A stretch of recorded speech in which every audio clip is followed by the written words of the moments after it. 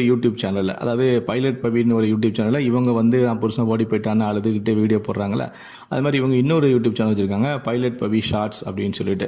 ஒரு யூடியூப் சேனலை இவங்க யூஸ் பண்ணிக்கிறாங்க, இன்னொரு யூடியூப் சேனலை இவருடைய ஹஸ்பண்ட் வந்து யூஸ் பண்ணிக்கிறாங்க. நேற்று வந்து அவர் ஒரு வீடியோ போட்டிருக்காப்ல, ஒரு பஸ் ஸ்டாண்டில் இருந்துட்டு இந்த மாதிரி நேற்று தான் பவி போட்ட வீடியோஸ் எல்லாம் பார்த்தேன். பவி நேற்று வீட்டை விட்டுட்டு அவன் அம்மா வீட்டுக்கு போயிட்டா, இனி நான் வந்து ஊர் ஊராக அலைய தேவையில்லை, நான் இப்போ என் வீட்டுக்கே நான் திரும்ப போக போகிறேன் அப்படிங்கிற மாதிரி அவர் ஒரு வீடியோ போட்டிருக்காப்புல. இப்போ என்ன நடக்கும், அவர் வந்து இந்த வீட்டுக்கு வந்துடுவாப்புல, திரும்ப பவி வந்து திரும்ப வருவாப்புல, 2 பேரும் சண்டை போடுவாங்க. இப்படியே வந்து ஒரு ட்ராமா வச்சுட்டு ஒரு மாதத்துக்கு இதை வச்சு ஓட்டிடுவாங்க போல். ஸோ இப்படிலாம் பணம் சம்பாதிக்கிறாங்க.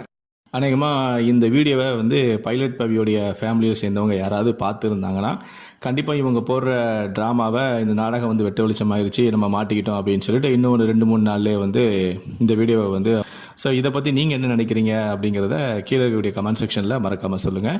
முடிந்த அளவுக்கு இந்த வீடியோவை மற்றவங்களுக்கும் ஷேர் பண்ணுங்கள். நன்றி, வணக்கம்.